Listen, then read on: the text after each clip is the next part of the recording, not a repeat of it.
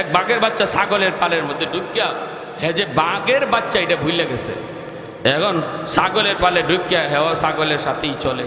আর ছাগলে মাঝে মাঝে গিয়ে ওই শিং দিয়া বাঘের বাচ্চারে দেয় গুতা, আর গুতা খাইয়ে মে করে, কিন্তু পাল্টা গুতা দিতে পারে না। পাল্টা গুতা যদি দেয় হে আরো উল্টা ব্যথা পায়। ছাগলের তো শিং আছে, বাঘের শিং আছে নি? বাঘে গুতা দিলে কাম হবে? ছাগলে গুতা দিয়ে ওরে কাঁদায়, আর ও যখন পাল্টা গুতা দিতে যায় উল্টা নিজে কান্দে। এই দৃশ্য দেখছে জঙ্গলতে এক বড় বাঘে দেখে কয় কিরে জমানাতে উল্টে গেল, খেডায় কারে গুতা দেওয়ার কথা? আরে আমাকে চেহারা দেখলেই ছাগলের মতো দৌড়ে, আর আমার এক জাতি ভাই এরে এইভাবে গুতাইতেছে, আরে বেবে করে। ঘটনা কি? তখন বাঘে তাকায় দেখে যে ঘটনা হইল এ ছাগলের সাথে থাকতে ছাগলের ফালের সাথে থাকতে নিজের ছাগল ভাবতেছে, এর ছাগলের মতোই চেহারা ভাবতেছে। ওর চেহারা যে আমাদের চেহারা এটা ভুইলা গেছে, ও যে জাতি আরেক জাতি এটা ভুইলা গেছে। এর রং পাল্টাই দিছে, ওর মুখোশ লাগাই দিছে ছাগলের মুখোশ। এখন বাঘ বড় বাঘে ওরা বুঝাইতে হবে ও যে ছাগল না ও বাঘ, তাহলেই সব ফিরে আসবে। বড় বাঘে একদম আওয়াজ উঠাইয়ে এক দৌড় দিছে, হুম করে যখন দৌড় দিছে সব ছাগল যে যেভাবে পারতেছে ভাগতেছে। এখন বাঘের বাচ্চা এও ছাগলের সাথে দৌড়ে ভাগে, আর ওই বড় বাঘটায় দৌড়ে গিয়ে বাঘের বাচ্চাটারে ধরছে। খারাপ, তুই কই যাস? আমি যাই মানে এরার সাথে যাই, ওদের সাথেই যাই। কেন ওদের সাথে যাবি? যাবো না, তুমি যে জোরে এক ডাক দিছো এখনো কলিজা কাঁপতেছে। তো বাঘে কয় ওরা তো যাবেই, ওরা তো ভাগবেই, তুই কেন ভাববে? তুই তো ভাগার কথা না, তুই তো দাঁড়াবি, তুই তো ওদের মতো না। কয় মানে আমি ওদের মতো না মানে? কহ তুই ওদের মতো না, ওদের জাত না, তুই আমার জাত। কয় বড় ভাই কথাটা বুঝলাম না। কয় বুঝলি না তুই চেহারা তোর কেমন এটা জানোস না? কয় না আমি তো এদের মতোই ভাবতেছি। কয় না তুই ওদের মতো না, আয় তোরে বুঝাই তোর চেহারা কেমন। আমার চেহারাটা ভালো করে দেখ। দেখছি তো, আপনার চেহারা তো দেখলেই ডর লাগে। কয় তোর চেহারাও ইজাত। কয় কেমনে বুঝবো? কয় আয়, মুখোশটা টান দে, খুললে কয় যা এখন নদীর পাড়ে গে পানি খা। নদীর পাড়ে পানি খাইতে গেছে, পানির দিকে যখন তাকাইছে দেখে হের চেহারা আয়নায় ভেসে উঠছে। তখনই বাঘের বাচ্চা কয় কিরে বড় ভাই তো ঠিকই কইছে, আমি তো ছাগলের জাত না, আমি তো বাইয়ের জাত। আর আমার এতদিন খালি শিং দিয়ে গুতাইছি, আর আমি বে বু করছি। এখন লইও, এখন খারায়ও, যেই মাত্র এখন উঠে হেও যখন বাঘের ফেকম ধরছে ছাগলের পাল, আর আছে দাঁড়ো, আর কাছে আছে। আমরা ইহুদিদের সাথে চলতে আর খ্রিস্টানদের সাথে মিশতে আমরাও যে বাঘের জাতিটা বুঝলে সব ছাগল হয়ে গেছি। আমরাও মনে করতেছি রে আমিও এর মতোই আমার জাতি যে ভিন্ন এটা ভুলে গেছি। কারণ রং বদলায় ফেলছে, মুখোশ পরায় ফেলছে। আমার রং ছাগলের রং নয়, আমার রং ইহুদিদের রং নয়, আমার রং খ্রিস্টানের রং নয়, আমার রং হলো মদিনাওয়ালার রং। আর এই রংটারে দুশ্মনরা বাঘের মতো ভয় পায়। এই রংটা শুধু একবার ফিরে আনো যুবক, একবার শুধু তুমি অমুসলিমদের আদর্শ অন্তর থেকে ঝেড়ে ফেলে দাও। একটা বারের জন্য অন্তর দিয়ে মদিনাওয়ালার আদর্শকে গ্রহণ করো। পৃথিবীতে আজ মুসলমান মার খাচ্ছে, আর মার খাওয়া লাগবে না। পৃথিবীতে মুসলমান আজ কাঁদতেছে, আর কান্না করা লাগবে না। একটা বার শুধু নিজের রংটারে বদলাও, দেখবা দুশ্মন ছাগলের মতো দৌড়াইতে থাকবে। বিশ্বাস হয় না? আরো জোরে বলেন বিশ্বাস হয় না? যে আল্লাহ নবীর যুগে সাহাবীদের যুগে ছিলেন সে আল্লাহ আজও আসেনি না নাই? মুখ ফিরাই নিস আল্লাহ। আল্লাহর ঘর, এই ঘরে যদি তুমি হাত দাও, আমরা কিছু জানি না, তুমি আমাদের সব পরামর্শই মানো, কিন্তু যদি এই ক্ষেত্রে আমাদের পরামর্শ না মানো, আমরা কিন্তু তোমার কোনো দায়িত্ব নেব না, আমরা তোমার সাথে নাই। বাদশা বলতেছে না, আমি তো এই কাজ করবই, কারণ এই ঘর আমার ইজ্জতের বিরুদ্ধে বাধা হয়ে দাঁড়িয়েছে, আমার সম্মানের পথে বাধা হয়ে দাঁড়িয়েছে। এই ঘর আমি রাখবো না, ঘর আমি ভেঙে দিব। আগের জমানার অনেক রাজা বাদশাহ ওলামায়ে কেরামকে পাশে রাখতো, ওলামায়ে কেরামের পরামর্শে চলতো। বাদশাহ আকবর নিজ ওলামায়ে কেরামের পরামর্শে চলতো, বাদশাহ আলমগীর ওলামায়ে কেরামের পরামর্শে চলতো। কারণ ওলামায়ে কেরামকে আল্লাহ দুনিয়া আখিরাতের জ্ঞান তাদের অন্তরে আর দিমাগ দিয়েছেন। ওলামায়ে কেরাম কখনো বাদশাহ এবং সরকার বলেন, জনগণ বলেন, কাউকে খারাপ বুদ্ধি দেয়। আর একটু জোরে কর না। ওলামায়ে কেরাম কখন খারাপ কোনো বুদ্ধি দেয় না, কারণ এরা নবীর খুলুক আযীমের ওয়ারিস। আমার নবী যেমন কাউকে জীবনে খারাপ বুদ্ধি দেন না, উলামায়ে কেরাম ওই খুলুক আযীমের ওয়ারিস, এরাও কাউকে খারাপ বুদ্ধি দেয় না। এজন্য এই সকল বাচ্চারা আলেমদেরকে ইজ্জত করত। এই তুব্বায়ে আউয়াল হিময়ারি সেও উলামায়ে কেরামকে ইজ্জত করে, সম্মান করে, কিন্তু এই জায়গায় এসে আলেমদের কথা মানতেছে না। উলামায়ে কেরাম ভালো করে বুঝায়, না গো বাদশা না, তুমি এই বাইতুল্লাহর দিকে হাত দিও না, খানা কাবার দিকে তুমি হাত দিও না, সব জায়গায় কিন্তু হাত দেওয়া যায় না। কয় না না, আমি মানবো না, আমার প্র্যাকটিসে লাগলো, আমি মানতে পারি না। হাত দিয়া দিল আল্লাহর ঘরে, যেই মাত্র আল্লাহর ঘরে হাত দিয়া দিছে আল্লাহর ঘরের ক্ষতি করার জন্য। বলুন তো আল্লাহ কি চুপচাপ বসে থাকবে? হ্যাঁ, আল্লাহ সব জায়গায় সহ্য করে, কিন্তু কিছু কিছু জায়গা আল্লাহ সহ্য করে না, ঠিক না? নবীকে কেউ যদি গালি দেয় আল্লাহ সইতে পারে না, নবীর অপমান আল্লাহ সইতে পারে না, আল্লাহর ঘরের অপমান আল্লাহ সইতে পারে না।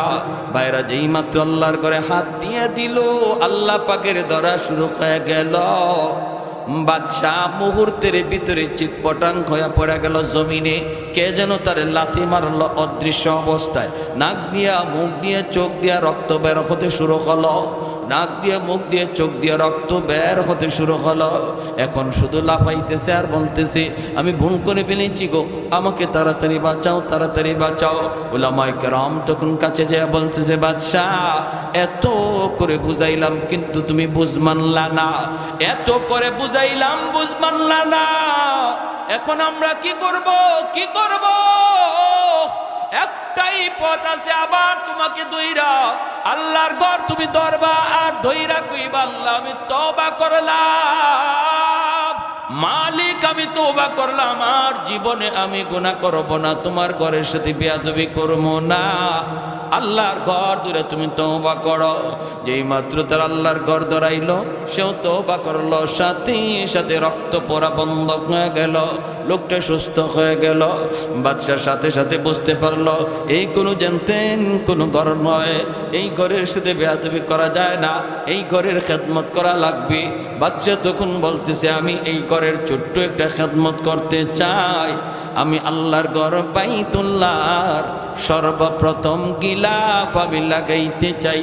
আল বেদায়া ওয়ান নিহায়া কিতাবের ভিতরে লিখিত, আমার নবীর জন্মের 1000 বছর আগে ইয়ামেনের ওই বাদশাহ আল্লাহর ঘরে সর্বপ্রথম গিলাফ লাগাইল। আজও আল্লাহর ঘরে ওই গিলাফ আছে, গিলাফ পরিবর্তন হয়, সিস্টেম চালু হয়ে গেছে, ওই বাদশার দ্বারাই গিলাফ লাগানোর সিস্টেম চালু হয়। এরপরে বাদশা কয়, ও উলামায়ে কেরাম একটু চলেন না, আমরা সফর করি, আমার নবীর হিজরতের জায়গা কোন জায়গা? তাওরাত কিতাবের ভিতরে আমার নবীর জন্মের কাহিনী রয়েছে, নবীর হিজরতের কাহিনী রয়েছে, নবীর হিজরতের রাস্তার কাহিনী রয়েছে, আমার নবীর সাহাবীদের কাহিনী রয়েছে। তাওরাত কিতাবে খোলাফায়ে রাশিদিনের আলোচনা রয়েছে। উলামায়ে কেরাম বলতেছে, বাদশা তাহলে চলু আমরা একটু সফর করি মক্কার পাশে একটা রাস্তা দিয়ে তারা চলতে শুরু করলেন। ভাইরা আমার, ওই রাস্তা দিয়া চলতে যাইয়া রাস্তার বিবরণটা তারা তাওরাতের সাথে মিলাইতে লাগলেন। 400 জন আলিম একজন আরেকজনের চেহারার দিকে তাকায় আর কয়, দোস্ত রাস্তাটা পরিচিত মনে হয়, কোনোদিন এই রাস্তা দিয়ে আসলাম না, কিন্তু কেন জানি পরিচিত মনে হয়। তাওরাত কিতাবটা একটু উল্টে দেখো, আমার নবী শেষ নবী, আখেরি নবী, যেই দিন মক্কার মানুষের নির্যাতন সইতে না পেরে আল্লাহর হুকুমে যখন মদিনায় হিজরত করবেন, ওই হিজরতের রাস্তাটা কেমন হবে একটু মিলাও। মিলাইতে গিয়া তারা চিৎকার দেওয়া উঠল, শুকরিয়া আদায় করলো, ও বাদশা জাহাপনা, আমরা আখেরি নবীর হিজরতের রাস্তা পায়া গেলাম। মদিনায় যাওয়ার যে রাস্তা ছিল নবী, ওই রাস্তার সন্ধান আমরা পেয়ে গেছি গো।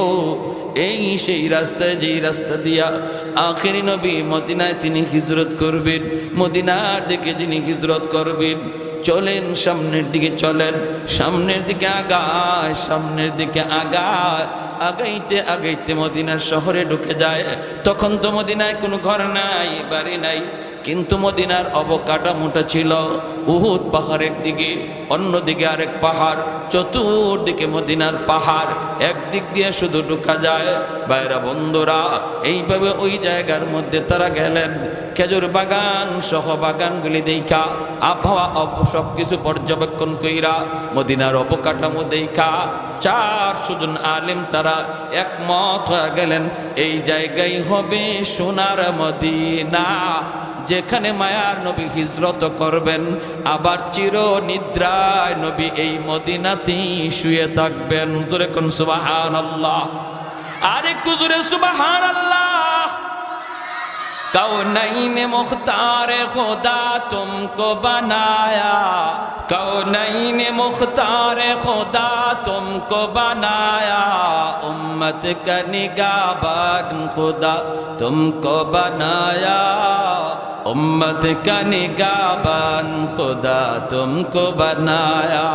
मौला मेरा आका मेरा रहमत की नबी है, मौला मेरा आका मेरा रहमत की नबी है, तजदार मदीना है तो मागे अरबी है, तजदार मदीना है तो मागे अरबी है, अशजार ने देते हैं नबूवत के शहादत, तशकीक कमर में है तो अंगुल की इशारात, तशकीक कमर में है तो अंगुल की इशारात। একটু জোরে সরে কোন আল্লাহু আকবার। কেন আমি ঘটনাটা টানতেছি? আমার নবীর পরিচয় শোনো। এ যুবক, আজ অমুক খেলোয়াড়ের মতোই তোমার চুলের কাটিং বানাও, অমুক খেলোয়াড়কে তুমি আদর্শ বানাও, কিন্তু কোন নবীর অনুসরণ তোমার করার কথা ছিল, কোন নবীর আদর্শ তোমার মানার কথা ছিল, ওই নবীর মর্যাদা কেমন একটু শুনো। আমার নবী এখনো দুনিয়ায় আসে নাই, 1000 পরে নবী আসবে। 1000 বছর আগে নবীর জন্য মদিনাতে ইয়ামেনের বাদশা নবীর জন্য ঘর বানায় দেয়। জোরে কোন সুবহানাল্লাহ।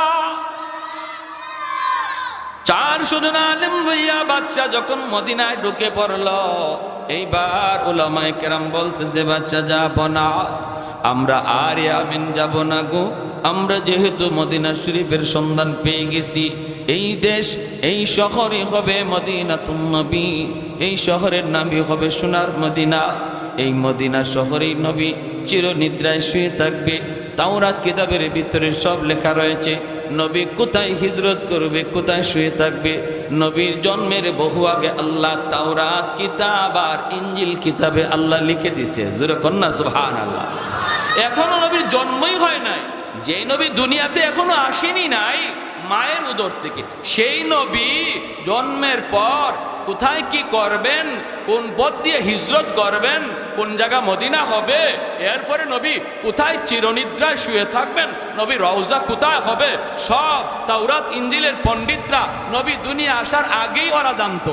আর আজ তুমি পাগল, অমুক নেতা অমুক নেত্রী আর অমুক খেলোয়াড় আর অমুক খেলোয়াড়ের জন্য লজ্জা করে না?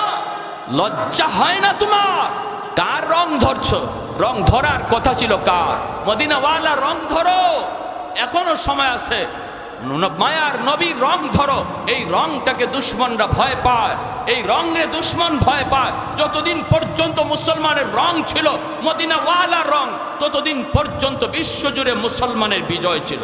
প্যার হাজরিন, এজন্য উলামায়ে কেরাম বলতেছে, বাদশা যাবো না, আমরা এখানেই থাকবো, মদিনাই থাকবো, আমরা মদিনা থেকে যাব না, আপনি ইয়ামেন চলে যান।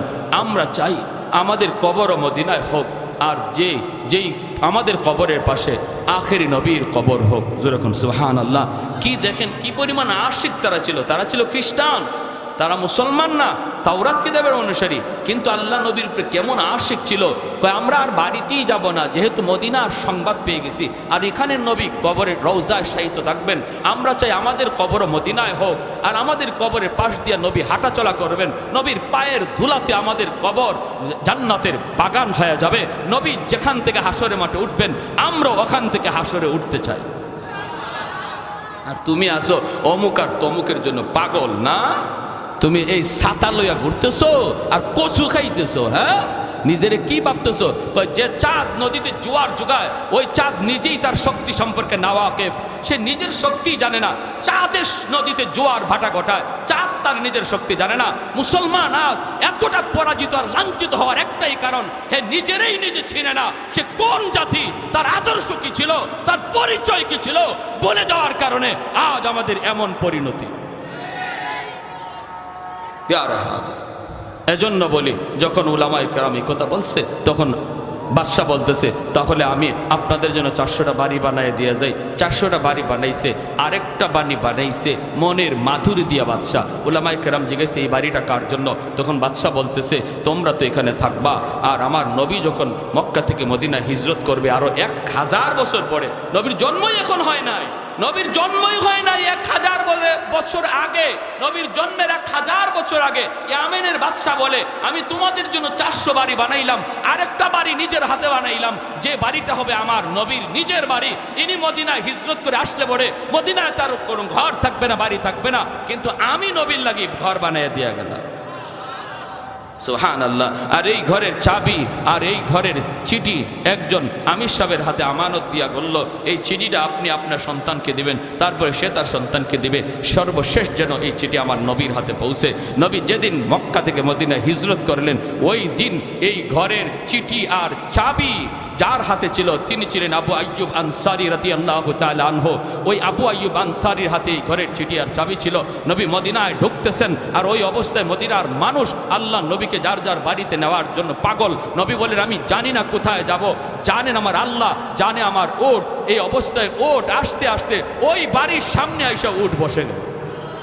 আল্লাহ নবী বলতেছেন আবু আইয়ুব কোথায় আমার চিঠি আর চাবি, আমার হাতে দাও। যেরকম সুবহানাল্লাহ। সমস্ত সাহাবায়ে কেরাম অবাক হয়ে গেছেন, ইয়া রাসূলুল্লাহ কিসের চিঠি আর কিসের চাবি? নবী বলেন সেটা আমার জন্মের 1000 বছর আগের চিঠি চাবি। সেই চিঠি আর চাবি নিয়ে আমার নবী পড়তেছেন। ইয়ামেনের বাদশা লিখছে নবী গো, আপনার জন্মের 1000 বছর আগে আমি মদিনার সংবাদ পেয়েছি, মদিনার সন্ধানও পেয়েছি, কিন্তু আমি বাদশা হওয়ায় আমার চলে যেতে হলো ইয়ামেন, নতুবা আমার কবর মদিনায় হতো। তবে নবী গো একটা ছোট্ট উপহার দিলাম, আমি আপনার জন্মের 1000 বছর আগে আপনার উপর সর্বপ্রথম ঈমান আনলাম, আর মদিনে আসার পর আপনার ঘর কোনটা হবে সেই ঘরটা বানায় দিয়ে গেলাম। আল্লাহর দোহাই, আল্লাহর ওয়াস্তে আমার ছোট্ট খেদমতটা আপনি কবুল করবেন, ছোট্ট হাদিয়াটা কবুল করবেন। আল্লাহ নবী কবুল করেছেন। প্যারে হাজরিন, আল বেদায়া ওয়ান নিহায়া কিতাবের ভিতরে সেই ঐতিহাসিক ঘটনা তুলে ধরেছেন। তাহলে আমার নবীর ইজ্জত সম্মান দেখেন কোথায়, সেই নবীর আদর্শ এই মাদ্রাসাগুলোতে পড়ানো হয়। আমি বলি তুমি স্কুলে পড়ো, কিন্তু নবীকে জানো, নবীর আদর্শ গ্রহণ করো, নবীর আদর্শ নিয়ে নিজেকে তুমি পরিচয় দাও, এর মধ্যেই নিজেকে তুমি নিজের পরিচয়টা নবীর একজন উম্মত হিসেবে তুমি নিজেকে রিপ্রেজেন্ট করো, এর মধ্যেই তুমি প্রশান্তি লাভ করো। দেখবা